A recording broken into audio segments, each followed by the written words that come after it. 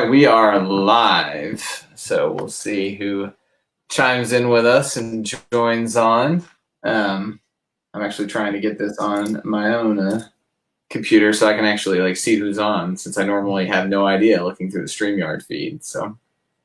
Oh yeah, I forget it. Doesn't tell us who's on. What? It doesn't tell us who's on from our end, so. No, it doesn't. So, yeah. So now I can see. I think I'm still not seeing any pop-ups on the way I'm watching, so I'm just going to turn this off so it's not distracting. So, hello, people who are joining us. If you want to chime in the comments and tell us who's watching, or not who's watching, but who's participating. I get that wrong every single week. I hope you are having a nice Maundy Thursday so far. And we're gonna kind of stall a little bit so that others can go along with us. But Carolyn, how's your day been? We're good today. I think I caught up on a lot of emails. Plenty of people who are chiming in are probably going to affirm that, because I caught up on emails that were like a week ago. And then I went on a walk.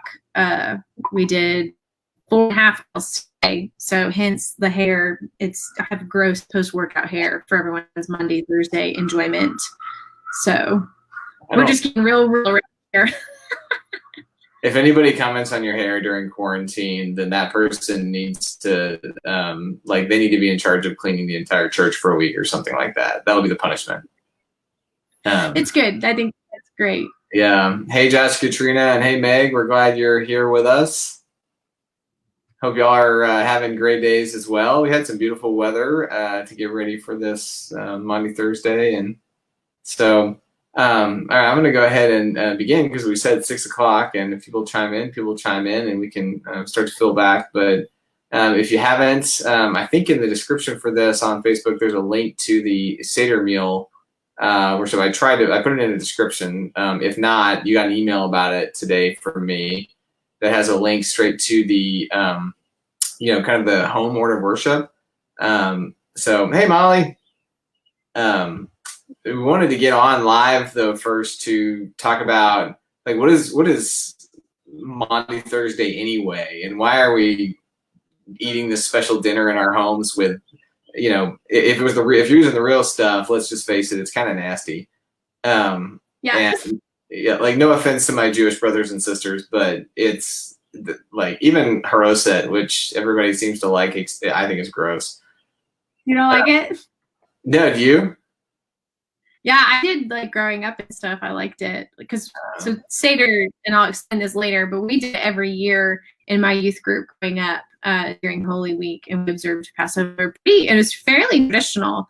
So I think because it comes at the end, it's not as bad as the parsley and the salt water, that by comparison, I like it perhaps.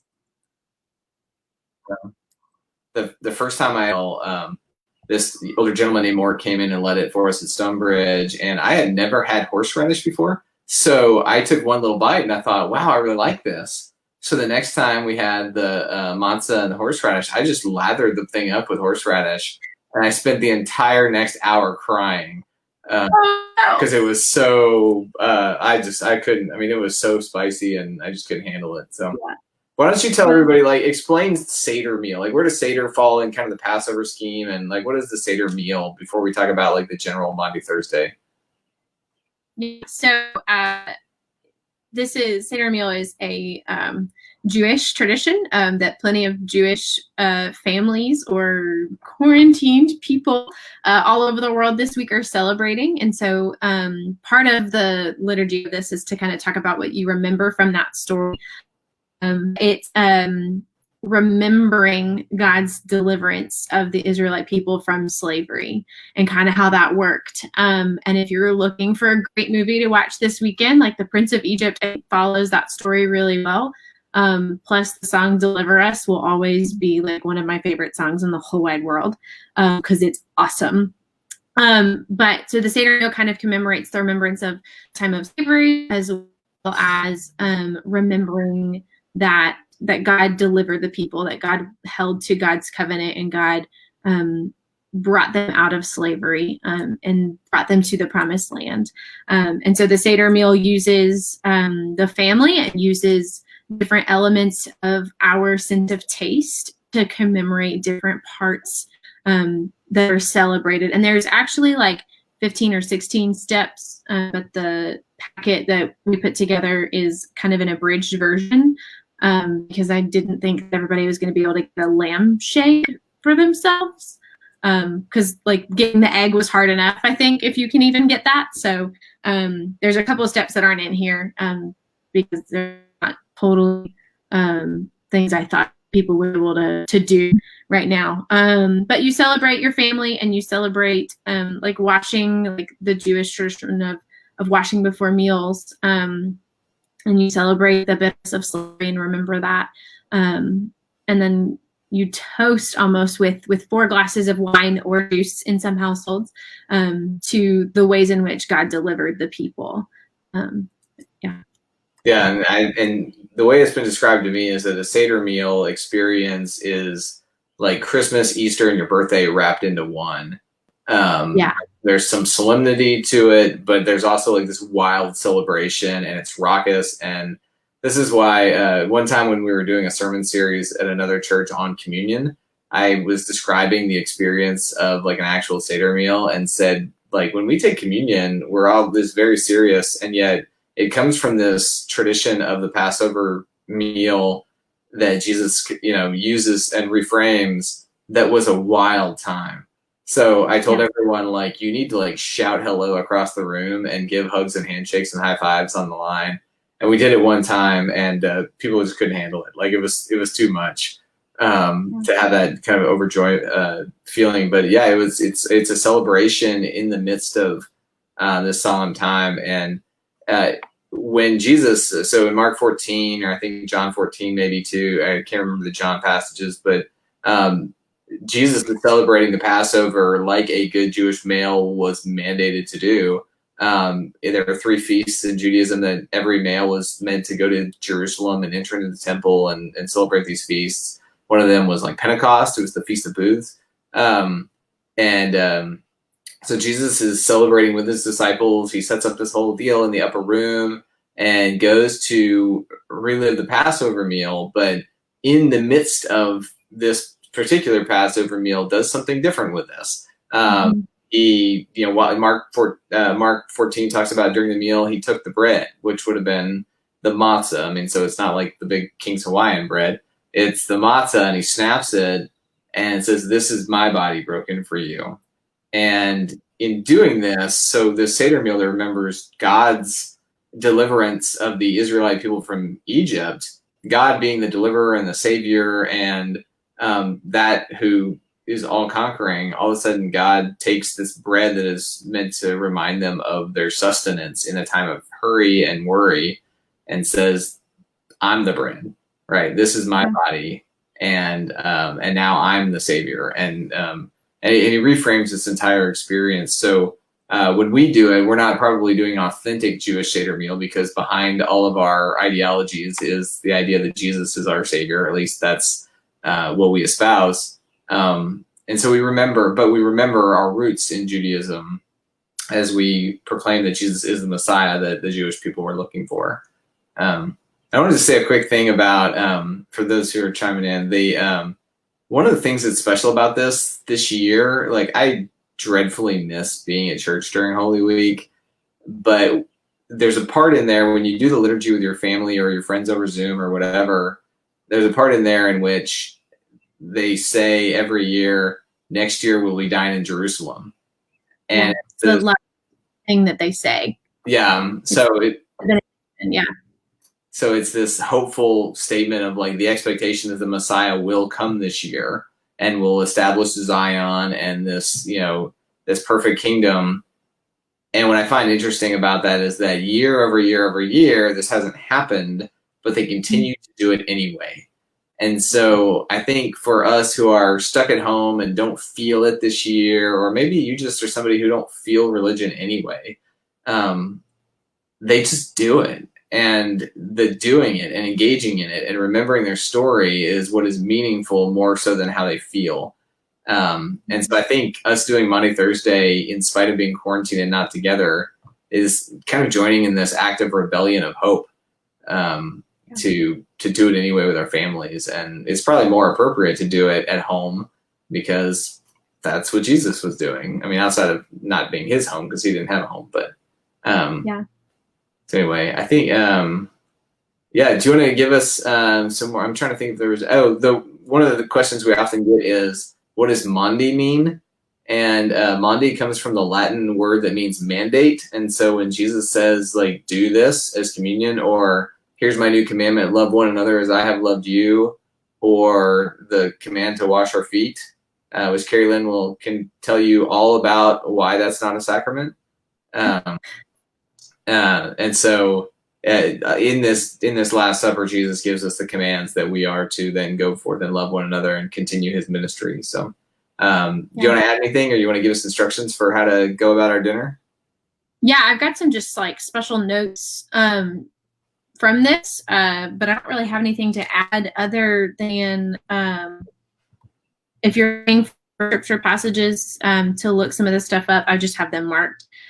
So if you want to look at John 13, if you're at home, for the feet washing portion of the meal, and then the mandate for Seder is in Exodus 12 verses 25 through 27. So if you can't participate in the whole liturgy tonight, but maybe you want to read those two passages, those would be great places to start.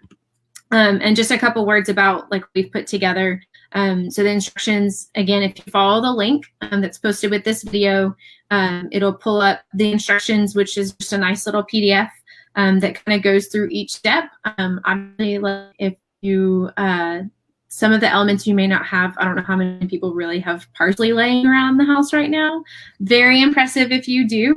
But however you want to make substitutions and arrangements, what we want to do now is to honor the Seder and honor in a way that's meaningful for them right now. But one of the things that I experienced in the Seders that I participated in my youth group is one of the things that you have with the Seder meal after eating all of the horrible, gross things that like make you want to vomit or cry for an hour, you partake in like time-honored favorites is kind of the verbiage I found online. And so obviously for our Jewish brothers and sisters, this is very different than us. And so if you're looking for a night to order in Tex-Mex, tonight's a great night to do that, or to make some favorites of your family that's laying around the house. We want you to celebrate. The meal is not all about suffering. So we had like in youth group, obviously, like they got fried chicken, and then the boys brought chips and the girls brought dessert. So like we had fried chicken and Doritos, and that was our like festival celebration growing up. And so like it's funny, every time I have like fried chicken, I like think, oh my Doritos Seder, which is probably not the most like sensitive thing I've ever said, but it's fine. But yeah. So we talk about in communion often that Jesus used bread and wine because it was what they had every time. And I think there's some value to the substitutions, because like when I eat fried chicken, I don't think about Jesus, like except for, oh Lord, this is good. But here you're thinking about like this holy moment. And so I think having those things that are everyday common elements, hopefully the next time you have Oreos or whatever, you'll think about, the Monday, Thursday meal, and make that it'll be a spiritual experience for you. Yeah. So you go through some of the traditional steps in here. One of the steps requires the youngest person in the household to ask some questions. So that's a great thing. If you can't do anything else, maybe walk through some of that. I saw a tweet that really was very interesting to me, is now that there are so many people in quarantine, there are some people who are the young person in the household for the first time in 40, 50, 60 years. And they're the ones to ask the questions. So that's kind of a cool time-honored tradition to participate in. And you can find that's step 5 in the liturgy.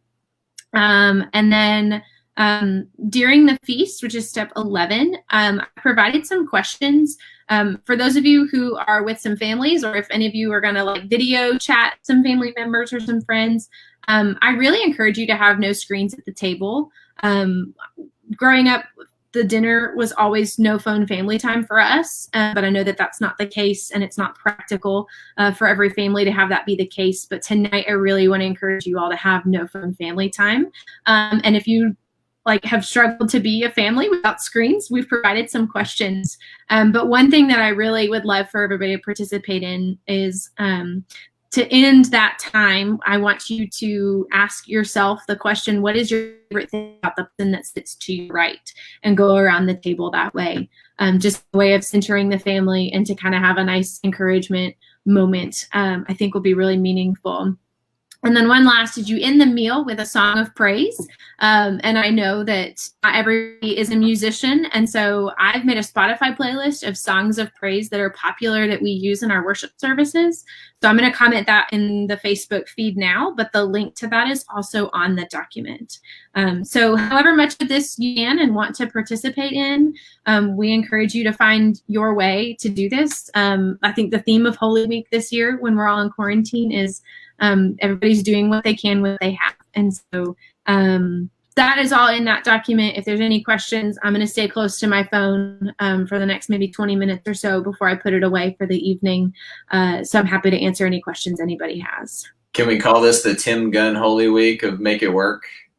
Make it work, designers. Yes, 100% we can. So I'll comment Spotify playlist while you're talking now. No, that works. So for those of you who may have tuned in a little late, you can always go back and watch everything that we said in the beginning. You can probably fast forward to the first minute and a half as we were kind of stalling for everyone to jump on board, because even in virtual church, people show up a little late. So we really hope you have a meaningful experience tonight. I love Maundy Thursday just because I love the idea of sitting around the table with Jesus and his friends, and having all of them there together and realizing that we're still part of the story, and we're still part of the story of redemption from the Exodus. Another just quick note, people ask sometimes about the Exodus story is like, okay, this is a very violent thing where God is coming and killing the firstborn. And obviously there's some kind of mythology, and not mythology, but like sacred myth involved in this. But one of the things behind the lamb blood on the door is not that they had to kill something. It meant that they had already sacrificed. It meant that they were already chosen. And that was signifying blood was life. So consider this. I think you said a really poignant thing about that. It's not all about suffering.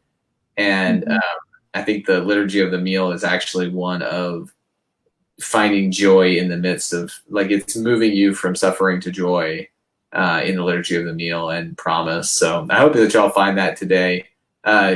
Carolyn, one of the questions that was asked to me earlier this week, as I was talking about Maundy Thursday with somebody, is what disciple do you identify with the most as you're sitting? Or let's be honest, there were more than 12 people sitting on one side of the table. So what character do you imagine that was there you identify with the most?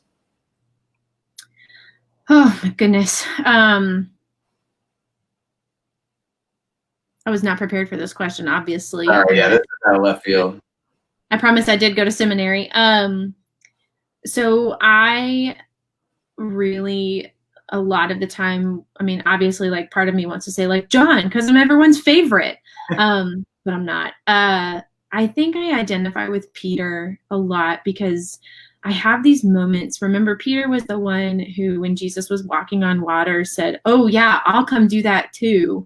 And then Peter got distracted by the wind and the waves, right? And Peter's the one who on Maundy Thursday and Good Friday denies Jesus, even though he sits at the table and tells Jesus, "No way, I would never deny you."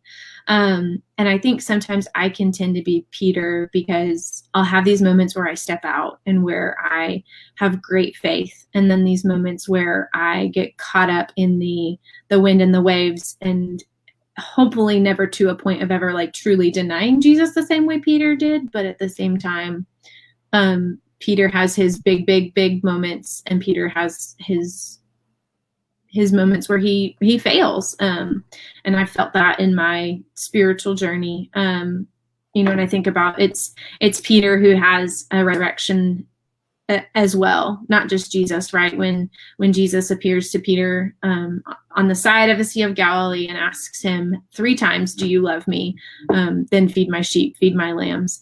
And so one for every time he denied Jesus. And I think about, in my life, the times that I've experienced resurrection have been within my call to ministry, within feed my sheep and serve people and love people if you love me. And so I think I can very much on Monday, Thursday identify with Peter. Oh, I would never deny you. When in reality, there's times that I totally have. Yeah, we used to do these experiences growing up at First Allen where you went and took communion at the station of the disciple you identified with, and mine was Peter a lot of the time, or I think Matthew for some reason. I can't remember why, but lately, as I've kind of been reflecting on where I get my energy and strength from, like Thomas or Nathaniel, kind of a mix of both. Like Nathaniel is wowed by Jesus and wants to go, but then kind of has this somewhat of an intellectual nature to him. And then Thomas being the one who, Jesus is there live in the flesh after they've seen him die and is like, yeah, I'm not so sure about it. And like, I'm not very skeptical about people. I trust people very easily and I fully believe in the story of Jesus. But for whatever reason, like when somebody says, hey, we're going to do this spiritual thing, I am inherently skeptical right off the bat until I remember all that I've been a part of beforehand and how God has shown up in those things. And then when I do it, it's amazing.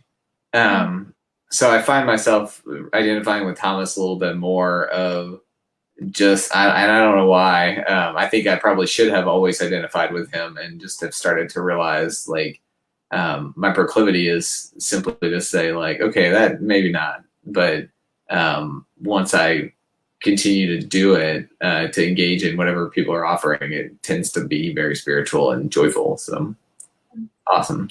All right, we're going to let everyone go. Thank you for chiming in here for a little bit. We hope that you have a wonderful Monday, Thursday.